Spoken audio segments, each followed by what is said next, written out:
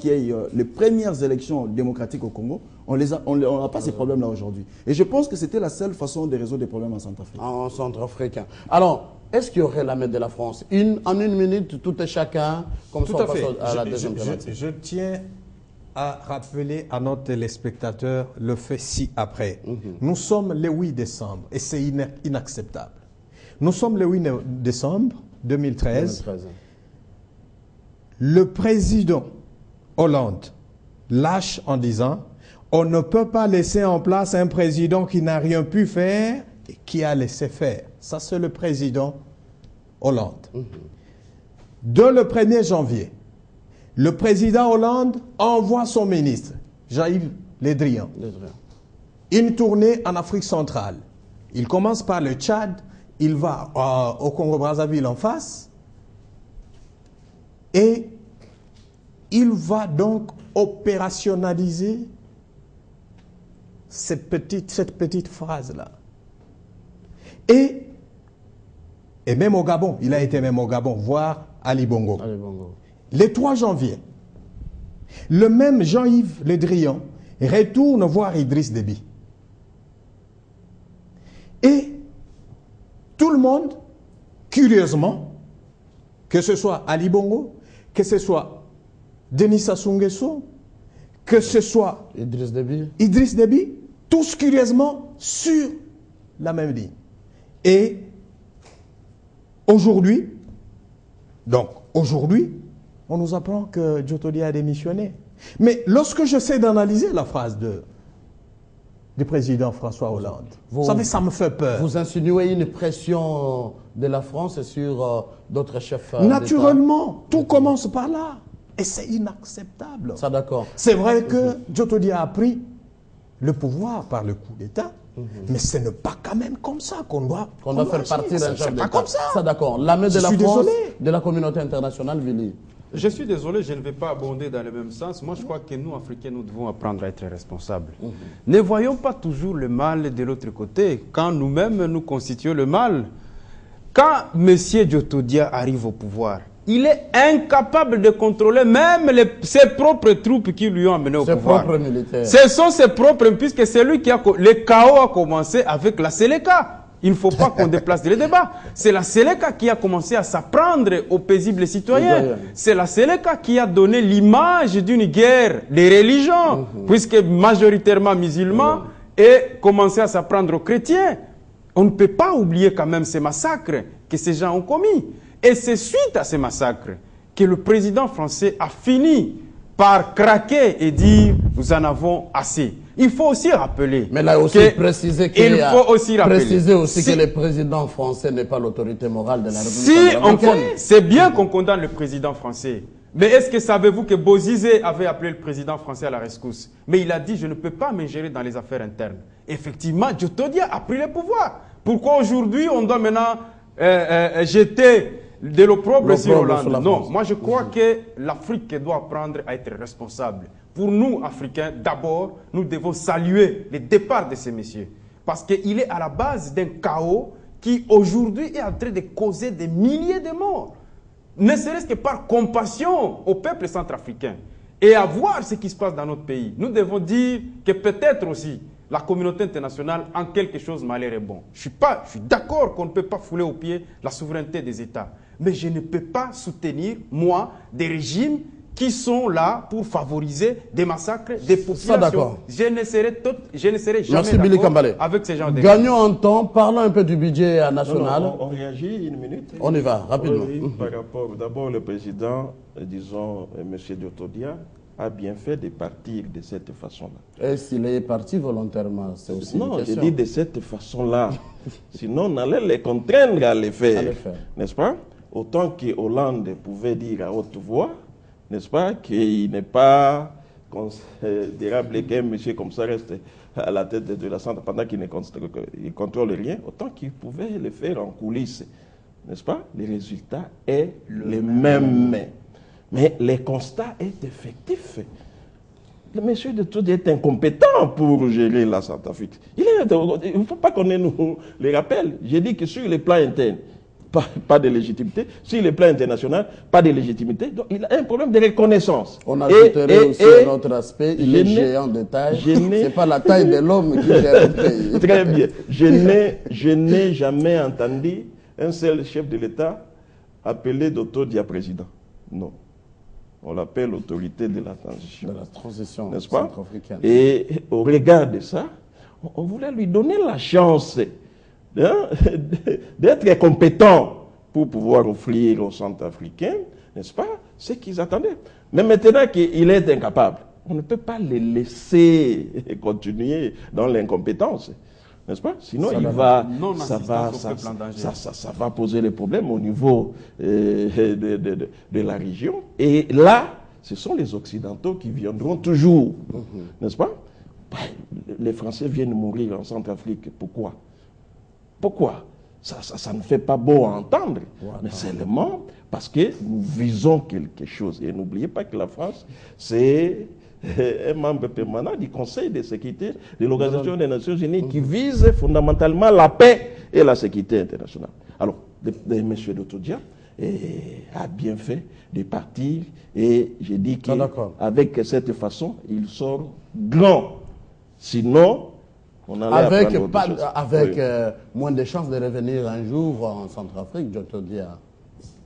L'avenir de ces chefs d'État. Non, je pense qu'avec tout ce qu'il y a eu, avec son comportement à la tête de la République centrafricaine pendant cette transition, il sera difficile que M. Michel revienne à la tête de ces pays. Mais j'aimerais, comme vous avez dit en un seul mot, demander seulement au Parlement provisoire de la République centrafricaine ainsi que le pays de la CAC qui est prédisposé à les accompagner, élargi à l'Union africaine, de proposer des solutions durables. Et je pense que les solutions durables, c'est de mettre en place un mécanisme sérieux pour organiser une transition qui va déboucher sur les élections crédibles, parce qu'aujourd'hui, la résolution des conflits passe par les élections libres et démocratiques. Et transparentes, comme on le dit. Parce que c'est dans les esprits des hommes que naissent les conflits, c'est dans les esprits des hommes que naissent les guerres.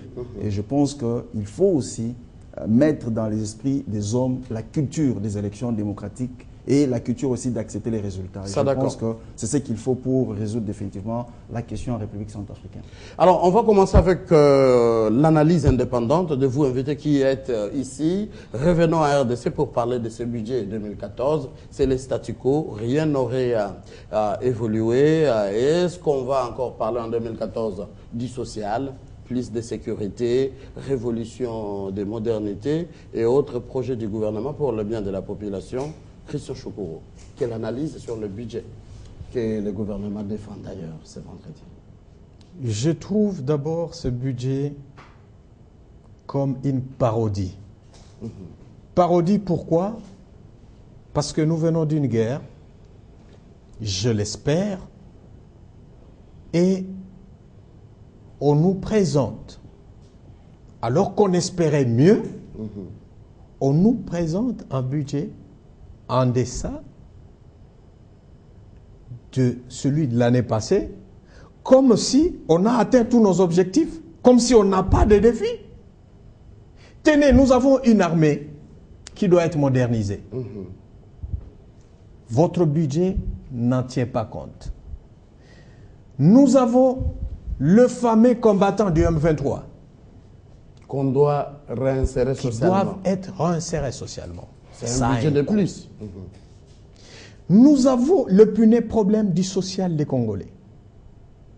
Essayez de jeter un coup d'œil dans ces fameux budgets. Il faut aussi définir le social. Rien de tout ça. Mais ça suffirait par les bus qu'on a amenés, les sociales. Qu'est-ce qu'on veut? Non, il ne faut pas se moquer quand même des Congolais. Ah non, je ne vous Il ne faut pas se moquer des Congolais, s'il vous plaît. Alors, devant cette montagne de défis, on vient nous amener un coup de théâtre. C'est du théâtre. C'est au fait un budget, je l'ai dit ici, qui sert une partie de ce que nous dirige, je l'ai dit, au mépris du bonheur du peuple avec congolais. Un gouvernement et tous les services. C'est un budget qui méprise ce que veut le peuple. Et imaginez-vous, est-ce que vraiment... Est-ce qu'on méprise le peuple? Souffre que je vous pose cette question. Ou le gouvernement Matata est concret, réel? Un gouvernement qui s'est dit, voici ce qu'on peut mobiliser en 2014. il n'est pas concret parce que son budget lui-même n'est pas concret. Mais c'est ce qu'il pourrait réaliser. Par rapport aux problèmes des Congolais, par rapport aux défis que nous avons en face. Parce que nous sommes en face de l'insécurité qui nous guette à tout bout de champ. Ça devrait quand même faire objet d'une certaine concentration dans ce budget-là. Mais rien de tout cela. Il y a une deuxième question que je veux vous poser à vous tous, c'est de savoir, ça passe ou ça casse? Un budget adopté ou n'est pas adopté, dommage que ce n'est pas nous le Parlement, hein. Sinon on le ferait ici en direct. Alors, Maître Mbenza, quelle lecture? Un budget qu'on risque encore de décrier antisocial? Mais ça, c'est de la provocation, Mathieu. Qui provoque? Non, mais vous connaissez, un tel budget est provocateur. C'est là que j'encourage les jeunes qui sont ceux de la majorité, créer un courant novateur. Mais des choses comme ça. Qu'ils s'opposent dans la majorité? Il ne faut pas laisser passer. Il faut faire comme M. Kassamba ici, qui dit ce qu'il pense dans les bons pour l'intérêt du pays. Vous êtes allé aux concertations. Vous avez posé le diagnostic selon vous. Et vous dites non, pour qu'on réussisse, il faut ça, ça, ça.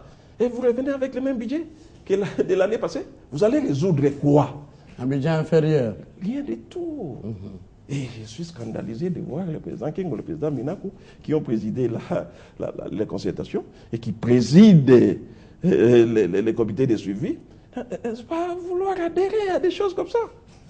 Ça ne peut pas marcher un budget comme ça parce que ça pose le problème de la solidarité nationale. Pourtant, on sent qu'on le veuille ou pas, la majorité parlementaire... Ça viole l'accord cadre d'Addis Abeba du 24 février 2013. L'accord dit ceci, pour les gouvernements de la République démocratique du Congo, le point 6, promouvoir les objectifs de la réconciliation nationale. Vous qui avez indexé les causes de la non-réconciliation, il y avait aussi les défauts de solidarité. Pendant que la maison du Premier ministre doit être entretenue avec 100 millions de dollars, alors qu'il y a des fonctionnaires qui touchent 10 000, 20 000, papa. Mais vous voulez quoi dans ces pays?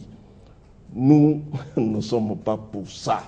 Raison pour laquelle il faut rejeter ça, c'est de 1. Et de 2, mais les gouvernements qui doivent présenter les budgets, ce n'est pas le gouvernement dit de cohésion nationale. Est-ce que c'est celui-ci qui est censé être démissionnaire? Vous avez appris ici, on a interdit des ministres de poser des actes et des dispositions, d'engager les gouvernements. Mais maintenant, ça fait les mêmes qui vont pour poser les actes et des dispositions. Mais ces gouvernements a en son sein les signes déjà de la cohésion. Pardon? Ces gouvernements. Mathieu, il ne faut pas blaguer comme ça, comme vous faites. Il faut laisser la solidarité nationale s'instaurer. Et avec ce budget-là, on ne va pas atteindre cette solidarité.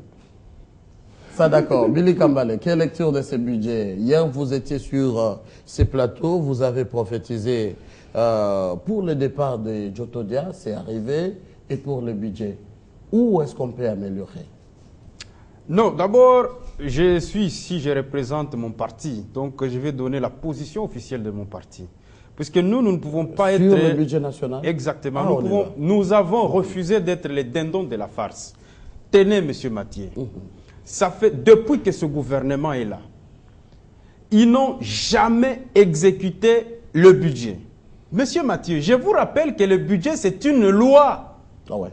La loi des finances. La loi est faite pour être respectée. Vous pouvez prendre les rapports de reddition des comptes. Vous pouvez prendre les rapports de la Cour des comptes. La présidence de la République fait des dépassements budgétaires de plus de 300%. La primature des dépassements budgétaires de plus de 200 à 300%. Mais lorsque vous prenez les budgets alloués à l'agriculture, ça n'arrive même pas à 30%. Ils n'ont jamais exécuté les budgets à plus de 55%. Ce gouvernement. Mais que ça veut dire quand ils vous présentent un budget. Que voulez-vous? Il y a des institutions ou des ministères ou des organisations de souveraineté d'État souffrent que ça consomme autant de moyens que ça doit consommer. C'est là où nous disons, Mathieu, l'amateurisme dans la gestion de la res publica. Vous ne pouvez pas, à 2 reprises, s'il vous plaît, commettre la même erreur. Alors, ça devient diabolique. Nous disons que nous avons pris l'option de ne plus prendre part au débat concernant le budget. Et ce n'est pas une irresponsabilité. Ce n'est pas de l'irresponsabilité. Peuple qui vous a élu, Billy Kambale.